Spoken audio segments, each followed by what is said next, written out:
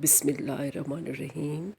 عزیز طالبات، آج ہم اپنے سبق چین کی بانسری کے حوالے سے مشق حل کریں گے۔ آپ نے پہلے اس سبق کو اچھے طریقے سے پڑھا، الفاظ کے معنی ہم نے کیے اور عبارات کی تشریح کی، اور مجھے امید ہے کہ آپ سبق کو ذہن نشین کر چکے ہوں گے۔ اور مشق حل کرنے سے پہلے میں آپ کو تھوڑا سا اس کا اعادہ یا اس کی ریویژن بتا دوں، آپ کو پتہ چل جائے کہ اس سبق میں ہم نے کیا پڑھا اور اس کہانی کا موضوع کیا ہے۔ یہ چین سے متعلقہ ایک لوک کہانی ہے اور اس کا عنوان چین کی بانسری، چین آرام کو کہا جاتا ہے۔ اب آپ نے ان دونوں الفاظ کو جو ہے وہ مختلف رکھنا ہے کہ چین کی لوک کہانی ہے، لیکن جو عنوان ہے وہ چین نہیں ہے بلکہ چین ہے، کیونکہ آپ نے اپنی کتاب میں بھی دیکھا ہوگا اور عنوان میں بھی آپ کو نظر آ رہا ہے کہ چے کے اوپر زبر ہے، تو چین لفظ بنتا ہے۔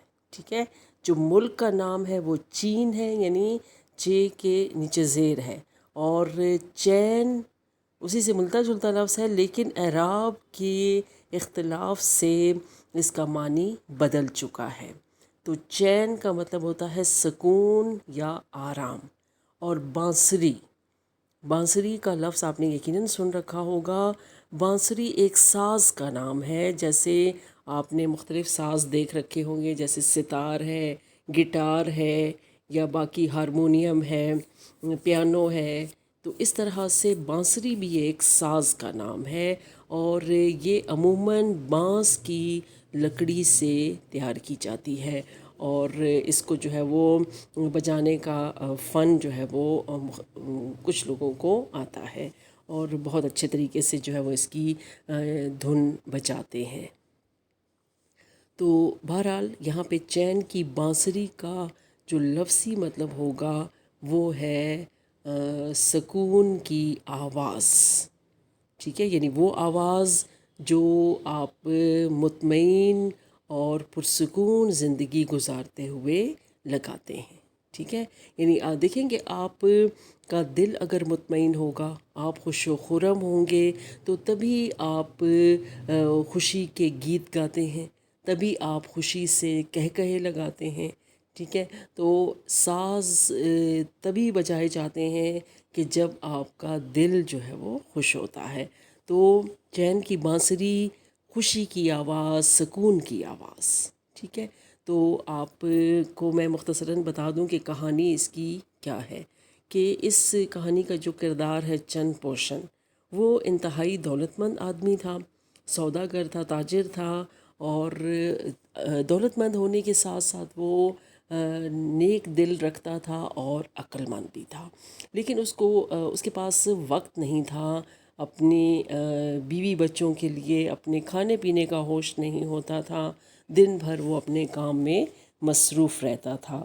اور اس کے مقابلے میں لی ایک کردار ہے جو اگرچہ غریب تھا، محنت مزدوری سے اپنا پیٹ پالتا تھا، لیکن وہ شام کے وقت بانسری بجایا کرتا جو سب کے دلوں کو بہت پسند آتی تھی۔ تو اب ایک مرتبہ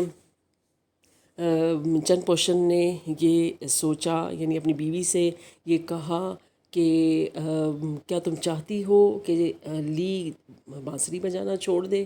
تو اس کے لیے میں کچھ اہتمام کرتا ہوں۔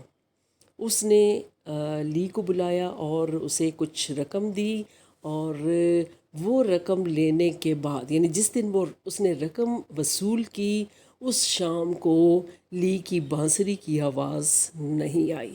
ٹھیک ہے، یعنی اب لی کو یہ فکر ستانے لگی کہ پہلے تو اس کے پاس رقم نہیں تھی، اب اس کے پاس رقم آ گئی تو اسے یہ فکر لاحق ہو گئی کہ میں اس رقم کو کس طریقے سے استعمال کروں، اور یہ بھی اسے پریشانی تھی کہ کہیں یہ رقم چوری نہ ہو جائے، تو اس کی راتوں کی نیند ایک طرح سے حرام ہو گئی۔ تو بالآخر اللہ تعالیٰ کو اس پہ رحم آیا اور اس کی غائبانہ مدد ہوئی، اور وہ وہ رقم جو ہے وہ چند پوشن کو واپس کرایا، اور ایک طرح سے اس کی زندگی میں پھر سے سکون اور چین لوٹ آیا، اور وہ پھر خوشی سے بانسری بجانے لگا۔ تو بتانے کا مقصد یہ ہے کہ دولت آپ کی خوشیوں کا سبب نہیں بن سکتی، ٹھیک ہے؟ اگر آپ پرسکون ہیں، آپ کی زندگی آرام سے جو ہے وہ گزر رہی ہے، تو آپ کو جو ہے وہ دولت کے لیے یا مزید دولت کے لیے پریشان ہونے کی ضرورت نہیں ہونی چاہیے۔ تو یہ اس کہانی کا مقصد ہے، یا اس کہانی کا موضوع ہے، ٹھیک ہے؟ تو ہم نے اس سبق کو پڑھ لیا، اب ہم اس کی مشق شروع کرتے ہیں۔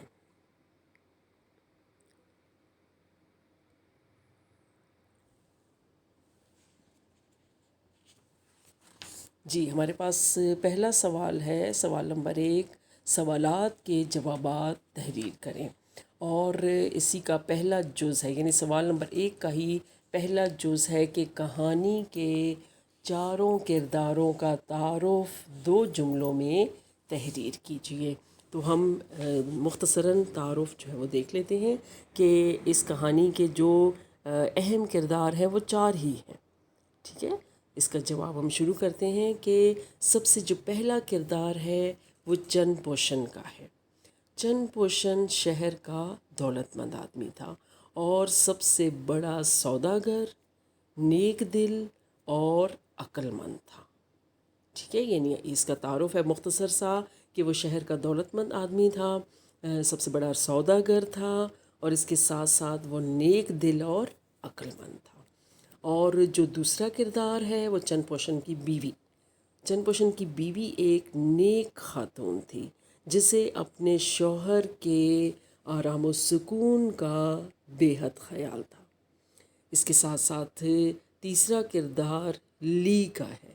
لی ایک غریب آدمی تھا جو محنت مزدوری کر کے اپنے بیوی بچوں کا پیٹ پالتا تھا۔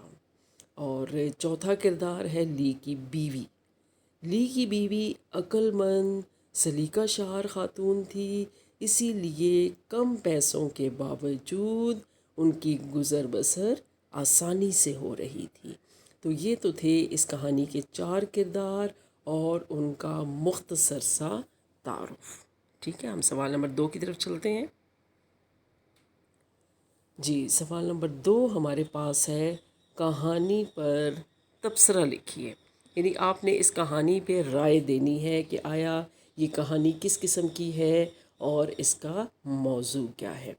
تو یہ ایک سبق آموز کہانی ہے، یعنی اس میں آپ کے لیے ایک سبق چھپا ہے۔ سبق کیا ہے؟ جو میں کو پہلے بتا چکی ہوں کہ ذہنی سکون کے لیے، آپ کے دل کی خوشی کے لیے بیش بہا دولت کا ہونا ضروری نہیں ہے۔ جی، تو یہ ایک سبق آموز کہانی ہے جسے خوبصورت انداز میں لکھا گیا ہے، اور کہانی کے کرداروں کے ذریعے یہ بات واضح کی گئی ہے کہ انسان کی خوشی اور سکون کی وجہ دولت ہرگز نہیں ہے، ٹھیک ہے؟ کہ انسان کی خوشی اور سکون دولت میں نہیں ہے۔ تو ہم نے اس کہانی پہ مختصر سا تبصرہ کیا ہے۔ جی، ہمارے پاس سوال نمبر 3 ہے، کہانی کا مرکزی خیال لکھیے۔ جی، تو کہانی کا مرکزی خیال ہم لکھ لیتے ہیں۔ مرکزی خیال کا مطلب کیا ہوتا ہے کہ کہانی کا یا سبق کا نچوڑ، کہ آیا اس میں لکھنے والا آپ سے کیا کہنا چاہتا ہے، آیا اس میں کوئی سبق چھپا ہے، تو وہ ہم اس میں مرکزی خیال میں مختصر طور پر بیان کر دیتے ہیں۔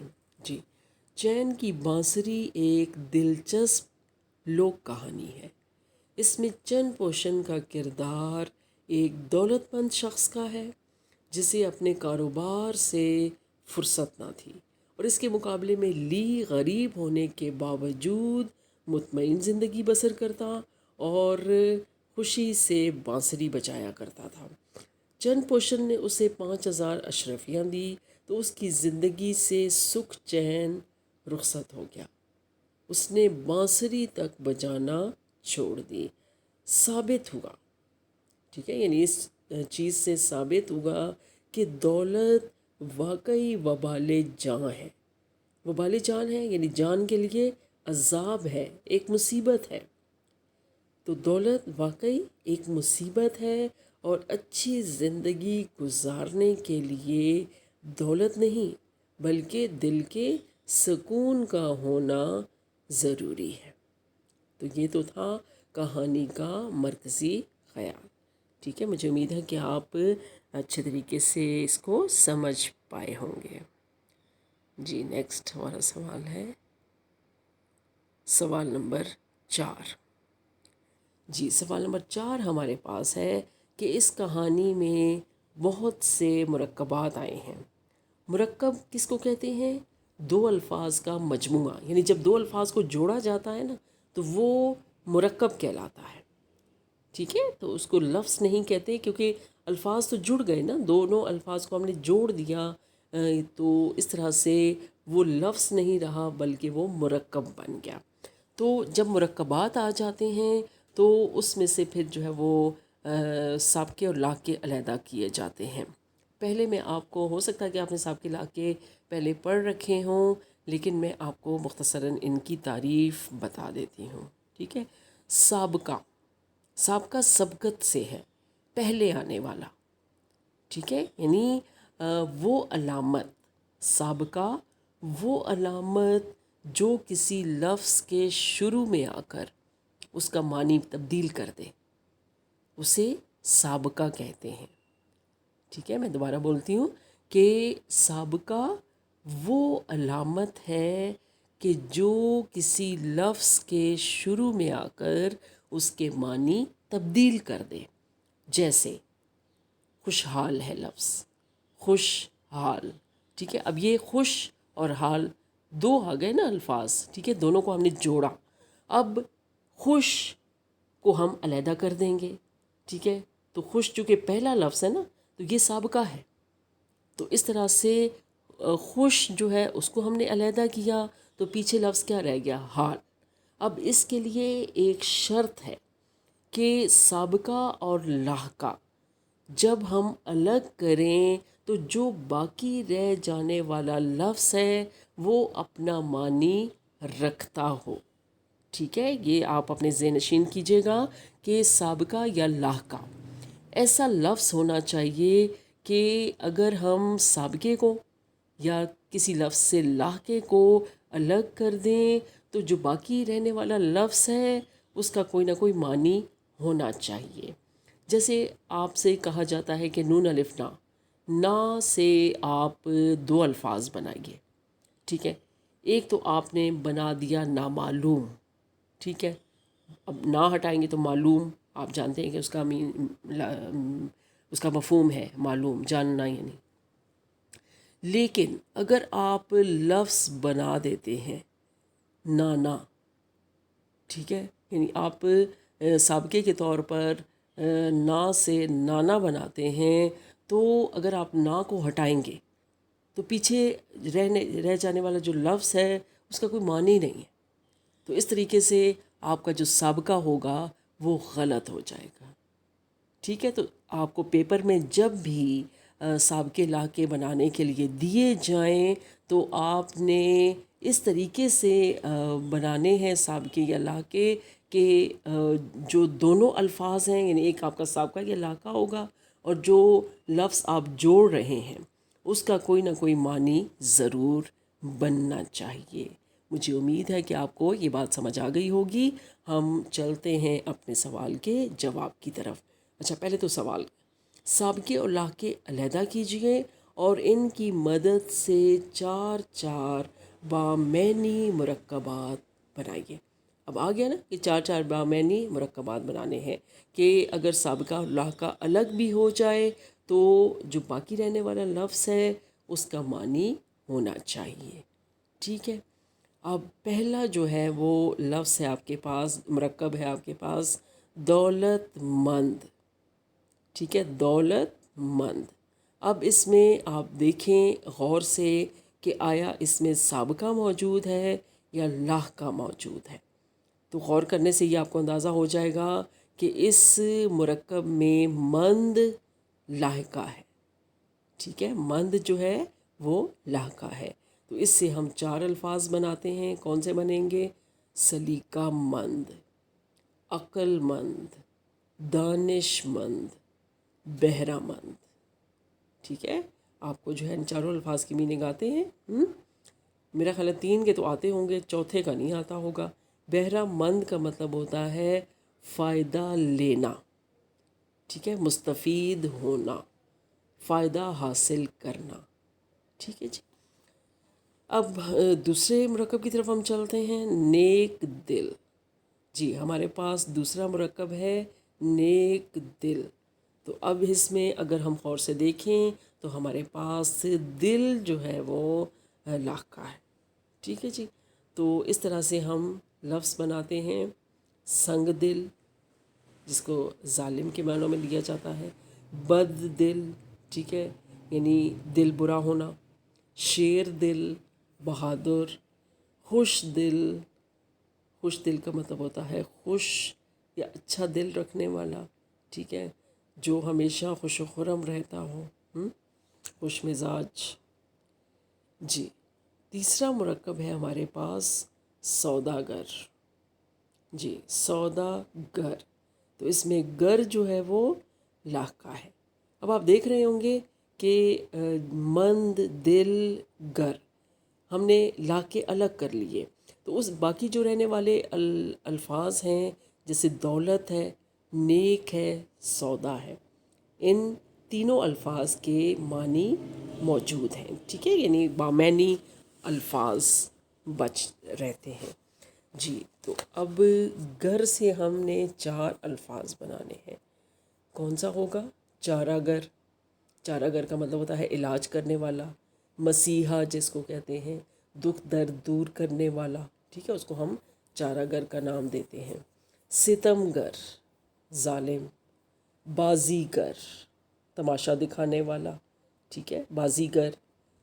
اور کوزہ گر، کوزہ گر برتن بنانے والا، ٹھیک ہے جی۔ تو اس طرح سے 4 الفاظ ہمارے پاس آ گئے۔ اب چوتھا مرکب ہمارے پاس ہے خوشحال۔ جی خوشحال، اگر آپ مرکب پہ غور کریں تو آپ کو اس میں لاحقہ نہیں ملے گا بلکہ سابقہ ملے گا، خوش، ٹھیک ہے جی۔ تو خوش کو ہم نے الگ کیا تو لفظ باقی بچ گیا حال، ٹھیک ہے۔ حال کا مطلب کیا ہوتا ہے؟ حالت، مزاج، طبیعت۔ جی خوش سے ہم نے 4 الفاظ بنانے ہیں۔ نمبر 1 خوش مزاج۔ خوش مزاج کون ہوتا ہے؟ ہمیشہ خوش و خرم رہنے والا، اچھی طبیعت رکھنے والا۔ خوش بخت، خوش قسمت، خوش خلق، اچھی عادت رکھنے والا۔ اور اگر ہم خلق کے ہی جمع لے لیں تو خوش اخلاق، ٹھیک ہے، اچھی عادات رکھنے والا، اچھی طبیعت یا اچھا مزاج رکھنے والا، ٹھیک ہے۔ تو اس طرح سے ہمارے پاس 4 الفاظ خوش سابقے سے آ گئے، ٹھیک ہے۔ تو اس طرح سے ہمارا جو سوال نمبر 4 ہے وہ مکمل ہو گیا، ٹھیک ہے۔ اب ہم نیکسٹ سوال کی طرف چلتے ہیں۔ جی اب ہمارے پاس ہے سوال نمبر 5، ٹھیک ہے۔ ان سابقوں اور لاحقوں کی مدد سے 4 مرکبات بنائیے۔ جی پہلے تو آ جائیں گے سابقے۔ اب سابقے آپ کو پہلے دیے گئے ہیں۔ پہلا سابقہ ہمارے پاس ہے بد، ٹھیک ہے۔ تو بد سے ہم جو ہے وہ الفاظ بناتے ہیں۔ کون سے ہیں ہمارے پاس؟ بد مزاج، ٹھیک ہے۔ دوسرا ہمارے پاس آ گیا بد دل، بد سے ہی ہمارے پاس بد اخلاق، اور چوتھا لفظ ہے ہمارے پاس بدنما۔ جی بدنما کا مطلب کیا ہوتا ہے؟ بری صورت رکھنے والا، ٹھیک ہے، بد شکل۔ جی اس کے بعد ہمارے پاس ہے دوسرا سابقہ با، ٹھیک ہے، بے اور الف کے ساتھ با. تو با سابقے کے ساتھ ہمارے پاس جو 4 الفاظ بن رہے ہیں وہ کون سے ہیں؟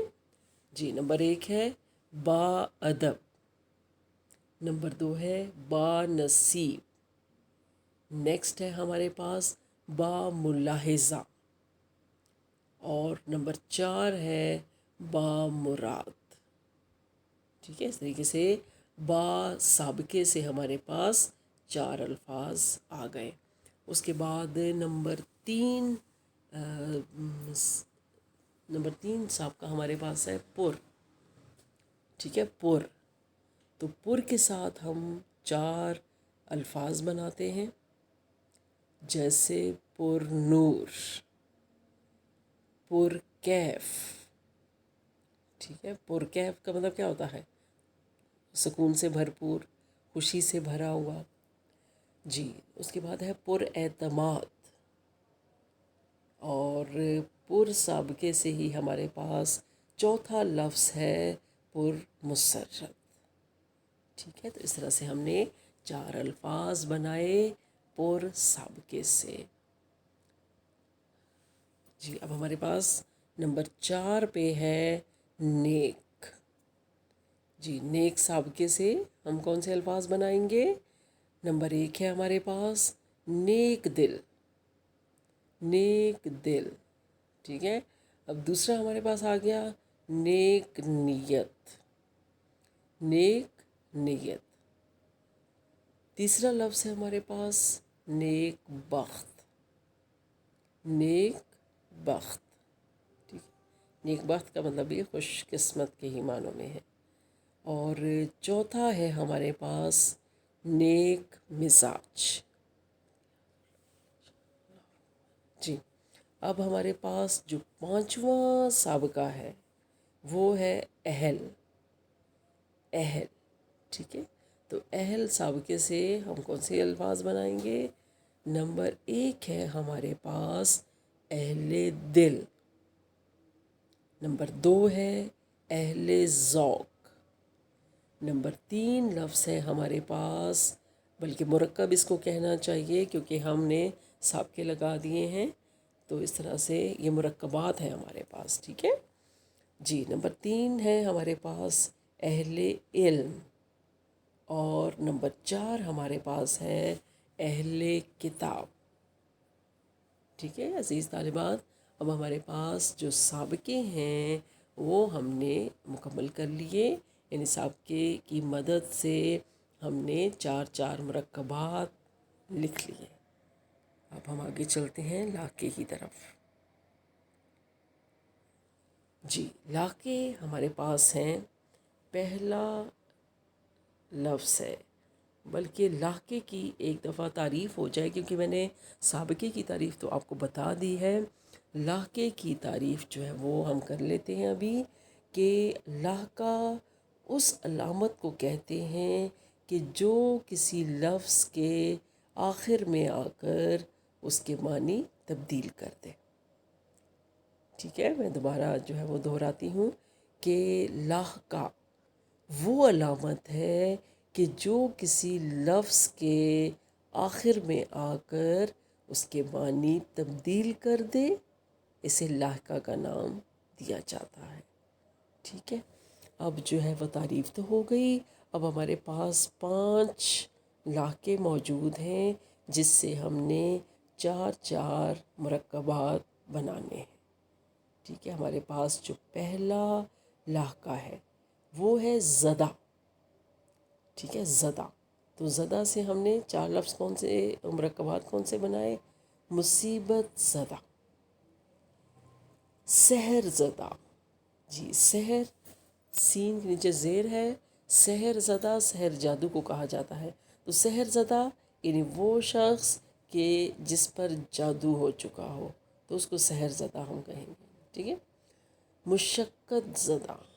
جی، بہت زیادہ مشقت کرنے والا، محنت کرنے والا. جی، اس کے بعد ہے آفت زدہ، مشکلات کا مارا ہوا. ٹھیک ہے، جس پر کوئی خدا نخواستہ مصیبت آئی ہو تو اسے ہم آفت زدہ کا نام دیتے ہیں۔ کئی شہر جو ہیں وہ آفت زدہ ہوتے ہیں، ٹھیک ہے، یعنی جب خدا نخواستہ کوئی سیلاب، کوئی زلزلہ آتا ہے، اس سے وہ تباہ و برباد ہوتا ہے وہ شہر، تو ہم اسے آفت زدہ قرار دیتے ہیں، ٹھیک۔ جی، یہ تو ہو گئے ہمارے مرکبات زدہ سے۔ اب نمبر 2 پہ ہمارے پاس ہے فروش۔ جی، فروش لاقہ ہے ہمارے پاس، تو اس سے ہم 4 مرکبات بناتے ہیں۔ جی، نمبر 1 ہے ہمارے پاس پھل فروش، دوسرا ہے سرفروش۔ سرفروش کا مطلب کیا ہوتا ہے؟ جان قربان کرنے والا، ٹھیک ہے، جس نے سر پہ کفن باندھا ہو، جو اپنے وطن کے لیے، اس کی سلامتی کے لیے ہر وقت تیار ہو، تو ایسے ہی لوگ سرفروش کہلاتے ہیں، ٹھیک ہے۔ نمبر 3 پہ آ گیا ہمارے پاس کتاب فروش۔ نمبر 4 ہے گل فروش، پھول بیچنے والا، ٹھیک ہے، اس کو ہم کہیں گے گل فروش۔ جی، تو اس طرح سے ہمارے پاس 4 مرکبات فروش لاقے سے آ گئے۔ جی، اب ہمارے پاس تیسرا لاقہ ہے ستان۔ جی، ستان لاقہ ہے، اس سے ہم مرکبات بناتے ہیں۔ نمبر 1 ہے گلستان، ٹھیک ہے، اگر ہم علیحدہ علیحدہ اس کو پڑھیں گے تو کیا پڑھیں گے؟ گلستان، تو گلستان، ٹھیک ہے۔ نمبر 2 ہے بہارستان۔ ستان کا مطلب ہوتا ہے جگہ، ٹھیک ہے، فارسی کا لفظ ہے جس کا مطلب ہے جگہ۔ جیسے آپ نے اپنا جو پیارا وطن ہے اس کا میننگ بھی آپ کو آتا ہوگا، پاکستان یعنی پاک جگہ، ٹھیک ہے جی۔ تو بہارستان یعنی وہ جگہ جہاں پہ بہار ہی بہار ہو، گلستان جہاں پہ پھول ہی پھول ہوں، نورستان جہاں پہ روشنی ہی روشنی ہو، شبستان جہاں پہ وہ جگہ جہاں پہ تاریکی ہو، اندھیرا ہو، ٹھیک ہے، جہاں پہ رات ہو، تو اس کو شبستان کا نام دیا جائے گا۔ تو اس طرح سے ستان علاقے سے ہم نے 4 مرکبات بنا لیے۔ جی، ہمارے پاس اب چوتھا لاقہ ہے خانہ۔ جی، خانہ سے ہم کیا بنائیں گے مرکبات؟ جی، نمبر 1 ہے ہمارے پاس ڈاک خانہ، نمبر 2 ہے باورچی خانہ، نمبر 3 ہے مے خانہ، اور نمبر 4 ہے غسل خانہ، ٹھیک ہے۔ تو اس طرح سے آپ کو مے خانہ جو ہے وہ کچھ اجنبی سا لفظ لگ رہا ہوگا۔ مے خانہ اس جگہ کو کہتے ہیں کہ جہاں پہ جو ہے وہ اپنا جو شراب پی جاتی ہے، ٹھیک ہے، جہاں پہ شراب خانے کو کہا جاتا ہے، مے کدے کو کہا جاتا ہے، تو مے خانہ، ٹھیک ہے۔ تو اس طرح سے 4 الفاظ، 4 مرکبات ہمارے پاس آ گئے۔ جی، اب ہے ہمارے پاس 5واں لاقہ ساز۔ جی، ساز، نمبر 1 ہے چارہ ساز، دوسرا مرکب ہے ہمارے پاس رنگ ساز۔ جی، چارہ ساز پہلے بھی ایک لفظ آیا ہے چارہ گر، تو چارہ گر اور چارہ ساز جو ہے وہ ایک دوسرے کا مترادف ہے۔ اور رنگ ساز، رنگ کرنے والا، ٹھیک ہے، جیسے آپ کے دوپٹوں پہ رنگائی ہوتی ہے تو رنگائی کرنے والا جو ہے وہ رنگ ساز کہلاتا ہے۔ ستار ساز، جی، ستار ایک ساز کا نام ہے، تو ستار بجانے والا، ستار ساز۔ اور چوتھا ہے ہمارے پاس دم ساز۔ جی، دم ساز ہمدرد کو کہتے ہیں، ٹھیک ہے جی، دم ساز ہمدرد، آپ کا دکھ بٹانے والا، ٹھیک ہے۔ تو اس طرح سے ہمارے پاس یہ جو سوال نمبر 5 تھا وہ ہم نے اس کو اچھے طریقے سے مکمل کر لیا، ٹھیک ہے جی۔ نیکسٹ ہے ہمارے پاس تفویض کار۔ جی، اکثر آپ کو جو ہے وہ مشکل لگتا ہوگا یہ لفظ تفویض کار۔ جی، اسائنمنٹ لکھنے کی بجائے یا ہوم ورک لکھنے کی بجائے میں نے بہتر سمجھا کہ اردو میں ہی اس کو جو ہے وہ لکھا جائے تفویض کار. جی تفویض کا مطلب ہوتا ہے دینا، سپرد کرنا، حوالے کرنا، اور کار کا مطلب ہوتا ہے کام. ٹھیک ہے، یعنی کام، وہ کام جو آپ کے سپرد کیا جائے، وہ کام جو آپ کے حوالے کیا جائے، جو آپ نے کرنا ہے. ٹھیک ہے، تو تفویض کار کا مطلب کیا ہوا کہ وہ کام جو آپ کو دیا جا رہا ہے، آپ کے حوالے کیا جا رہا ہے، آپ نے اس کو کرنا ہے اچھے طریقے سے. جی تو مشق تو ہماری مکمل ہوئی. اب آپ نے جو کام کرنا ہے، ٹھیک ہے، وہ کیا ہے؟ جی مندرجہ ذیل عنوان کے تحت ایک مختصر کہانی لکھیے. جی مختصر کہانی لکھنی ہے آپ نے، اور یہی آپ کی جو ہے وہ اسائنمنٹ ہے، آپ کا کام ہے. جی عنوان ہے اتفاق میں برکت ہے. ٹھیک ہے، اتفاق میں برکت ہے عنوان کے تحت آپ نے ایک مختصر سی کہانی لکھنی ہے، لیکن کوشش یہ کیا کریں کہ اپنی رائٹنگ بہت اچھی رکھیں اور املا کی غلطیاں کم سے کم ہونی چاہیے. سر سے اتارنے والی بات نہ کیا کریں. ٹھیک ہے، تو بے شک تھوڑا کام کریں، اور کام بھی آپ کو میں بہت تھوڑا سا دیتی ہوں. جیسے آپ کے الفاظ کے معنی ہو گئے، زیادہ سے زیادہ وہ 10 یا 15 سے زیادہ کبھی بھی الفاظ نہیں ہوں گے. ٹھیک ہے، الفاظ کے معنی جو آپ کو کتاب میں ہی دیے گئے ہوتے ہیں وہ ہوتے ہیں اکثر، یا آپ کو کوئی ایک سوال دے دیا جاتا ہے جو آپ نے حل کرنا ہوتا ہے. تو زیادہ کام کبھی بھی جو ہے وہ میری طرف سے کبھی بھی آپ کو نہیں دیا گیا. ٹھیک ہے، تو اب آپ کا بھی فرض بنتا ہے کہ آپ دیے گئے کام کو بہت اچھے طریقے سے کریں. ٹھیک ہے، میری بات آپ کو سمجھ آ گئی؟ جی یہ تو تھا ہمارا آج کا لیکچر. ہم اپنے اس موضوع کا یہیں پہ اختتام کرتے ہیں. ٹھیک ہے، بہت شکریہ.